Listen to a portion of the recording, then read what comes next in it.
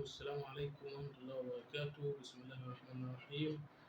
أهلا بكم في فيديو جديد وحلقة جديدة. طبعا شفنا المباراة اللي كان بين النادي الأهلي وصن داونز، المباراة التي شهدت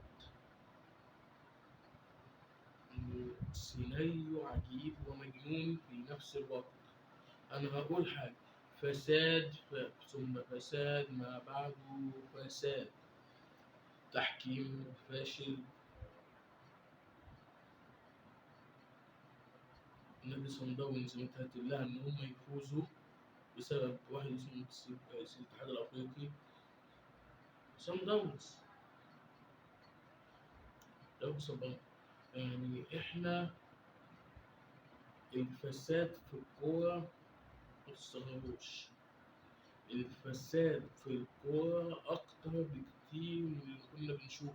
تخيل بيس تاو اللي هو مش متسلل. حضرتك بتحسب تسلل على إيه؟ ما فيهاش تسلل. أنت بتحسب وحكم الراية برضه ما شاء الله ما فيش اي حاجه. هو ما فيش تسلل، انا احسبها تسلل. طب انت حضرتك انت مالك؟ هو لا مش متسلل حضرتك ان انت تعمل اللي بتعمله ده. حضرتك مباراه شهدت حرفيا عباره: الاهلي يلعب وصن داونز يتاهل. طبعا بعد خساره الاهلي في مباراه الذهاب بهدف نظيف، بهدف مقابل لا شيء خارج ميدانه، تاتي مباراه العوده والتي شهدت بصراحة أنا أتكلم بكل صراحة ماتش جميل جدا. لعب النادي الأهلي لعبوا بكل رجولة وعملوا اللي عليهم، وهارد لك النادي الأهلي وإن شاء الله تكسبوا البطولة الجاية. وده ماشي. حضرتك إحنا كل مرة بنلعب فيها صن داونز حضرتك بنخسر، أيوه بنخسر، ونيجي نعشر القارة بعديها، وكأنه صن داونز أخويا الكبير وفضلنا عشان مصلحة. قبل كده حضرتك متسبي. مين اللي اسمه صن داونز؟ ابنه. يعني ما شاء الله مجاملات تحكيمية لصالح نادي صن داونز على حساب النادي الأهلي. طبعا الحظ عنده النهارده، الحظ عنده بعد الحظ عنده طبعا النادي الأهلي. طبعا النادي الأهلي حظ عنده إن هو ما قدرش يجيب جون. وطبعا بعد تصدي ركلة الجزاء ويليام صد الكورة بتاعت علي معلول. طبعا احنا فساد تحكيم، فساد فاجر، فساد بكل معنى الكلمة وفي منتصف المباراة. هاند بول. حضرتك الحكم كان في شك ان هي ايوه هي جوه منطقة الجزاء وهو اللاعب على الخط يعني المفروض ضربة الجزاء. لا، الحكم راح شافها فيها شك، الفار استدعاه. طبعا لا يغني عن ذلك، انا بتفرج وبقول لابويا مش هيحسبها، لان انا عارف ميتين انا عارف الفساد التحكيمي اللي هيحصل، وعارف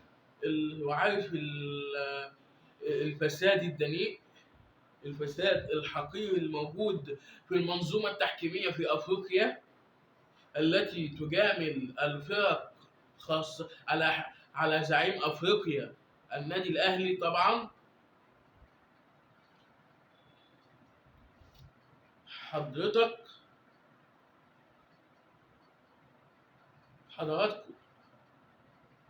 انتوا ايه؟ خدتوا كام من سيمبي ولا صن داونز؟ خدتوا كام ملايين؟ استفدتوا بقى ايه؟ حتى لو ما خدتوش حضراتكم فين ضميركم؟ اولا تلعبوا ماتش من غير ضمير، تحكيم فاجر عامة، مفيش يعني حكم غريب في قراراته. حكم الراية عامة بتاع التسلل اللي هو حكم الراية، حكم الراية عامة كور مش كور ما فيهاش تسلل، وهي أصلا ما معهاش تسلل. غير كده الايه، الماتش كان صراحة جميل جدا.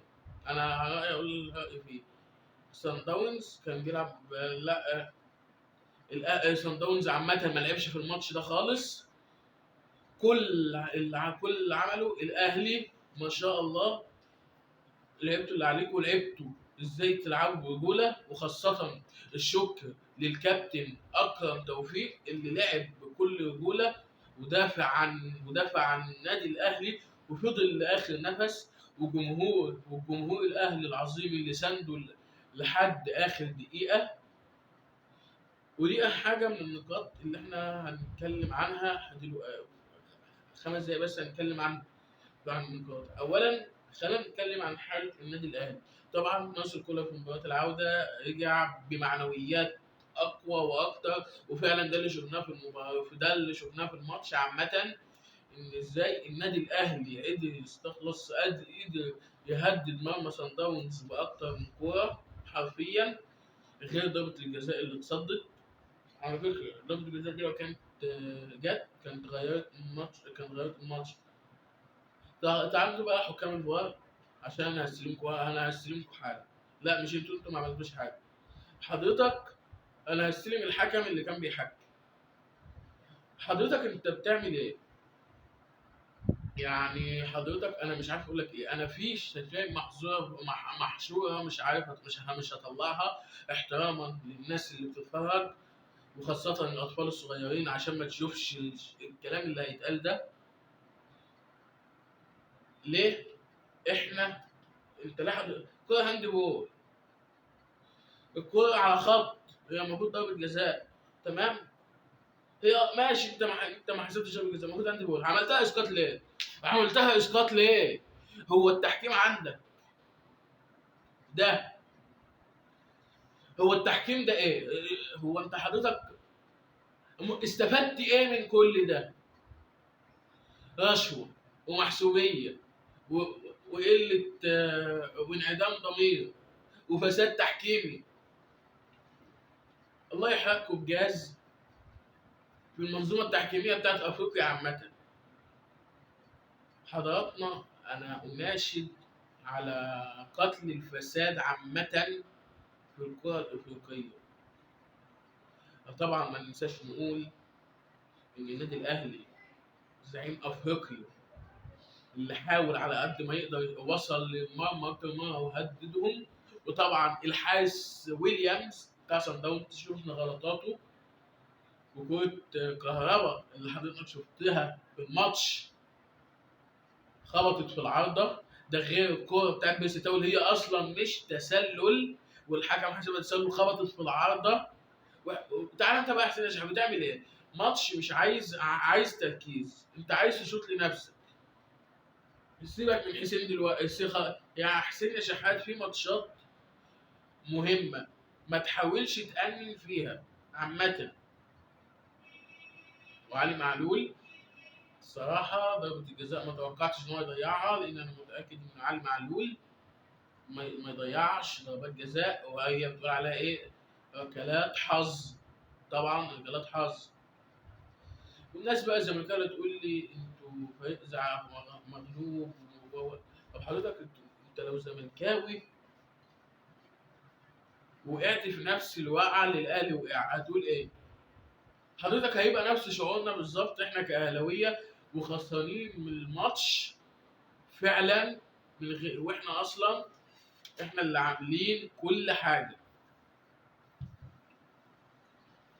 ارجو من القاره الافريقيه ورئيس الاتحاد الافريقي الموسيبي ان يكفوا مؤامرات، ان يكفوا مجاملات عن مجاملات صن داونز على حساب النادي الاهلي الكبير.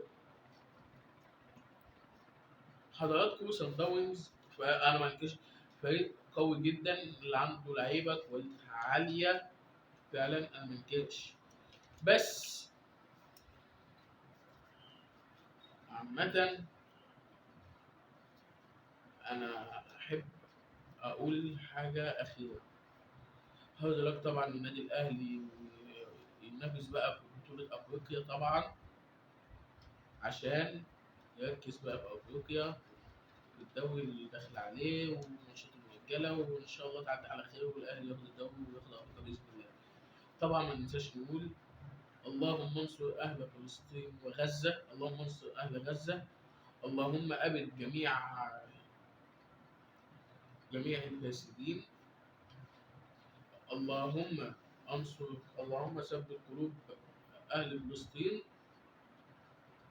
ويصبرهم ويشد، وربنا إن شاء الله كأسهم. ده كان نهاية الفيديو. طبعا ما تستغربوش إن أنا واقف في الفيديو، لأن أنا صراحة الكلام اللي أنا كنت هقوله ما حسيتش إن أنا أقعد بقى وعد. ده كان نهاية الفيديو، والسلام عليكم ورحمة الله وبركاته.